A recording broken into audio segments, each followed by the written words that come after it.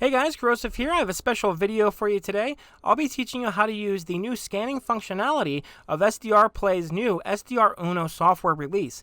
This is going to let you scan through various frequency bands better than I've seen in any other software-defined platform, so don't go anywhere.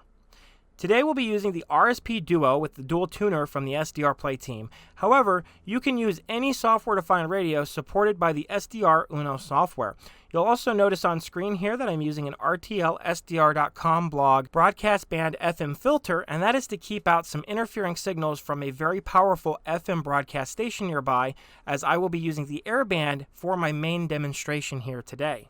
So without further ado, what you're going to need to do before anything else is make sure that you're on the correct tuner and impedance.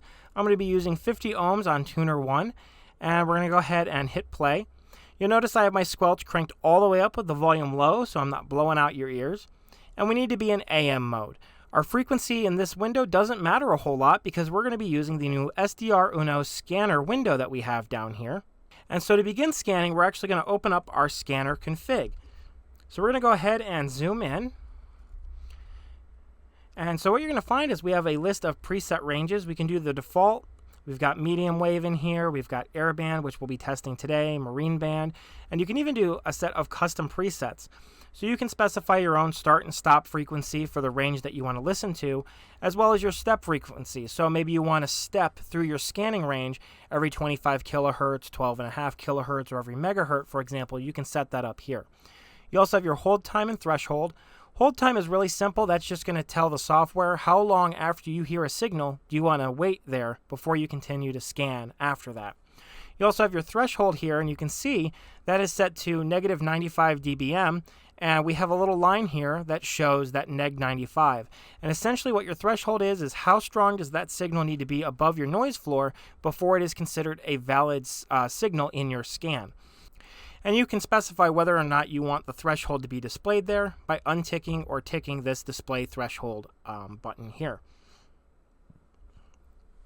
Other options we have is wait on signal, which will indefinitely pause once you hear a signal until you tell the software you wish to continue forward. You also have continuous loop, which will let you specify whether or not you want to just continuously scan the same set of frequencies, or if you want to do just a one quick sweep. And then save to mem panel, which will actually save everything it finds to your memory list. And this comes in very handy if you have a signal that is interfering with your scanning, and you can actually use this to kind of block that signal out of your scan range. So without further ado, I'm going to go ahead and set this to airband North America. We're going to go ahead and leave the threshold, continuous loop, and mem panel turned on here.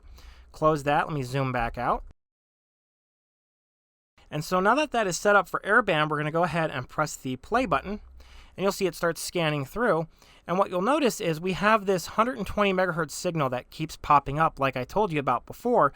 This memory option makes it really nice to just go in here on this S option. This S column is whether or not to scan it. So if I come in here and change this to an N for no, then it will no longer scan at 120 megahertz, and it will skip over that interfering signal. So I'm going to let this go ahead and scan a little bit, and what we're going to do is I'm just going to turn up the volume a little and adjust my squelch so you can hear how quickly and how nicely this handles scanning. It works very, very well in my opinion. Flying Sky with 31. You can see there's some signals in there that don't always get through, and what we can do is now that we have this threshold line, we can adjust that. So if we come back over to scanner config, I'm going to go to my threshold here, we'll zoom in, and instead of neg 95, let's go down to neg 105. Press enter, we'll close this,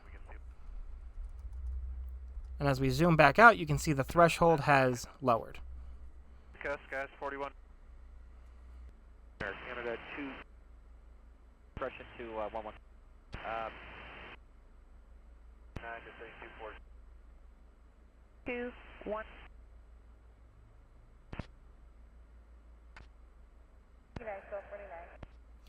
So as you guys can see and hear today, the software scanning built into the new SDRUno release is just amazing. It works better than any plugin or attempt I've seen for others to add scanning functionality to different applications that are available today. It's just above and beyond everything that I've seen elsewhere. So a big shout out to the SDRPlay team for releasing this update. It works phenomenally well, and if you haven't used their software radios in the past, I highly recommend you take a look at them. I'll put a link in the description below so you can check them out if you like. And of course, if you like this video, make sure to hit that like button, subscribe if you haven't already, because there's tons of tutorials and I release new content every week. And finally, a big shout out to all of my Patreon supporters. You guys are amazing, and you are the reason that I am still making content today. So thank you very much from the bottom of my heart, and I hope to see you all in the next one.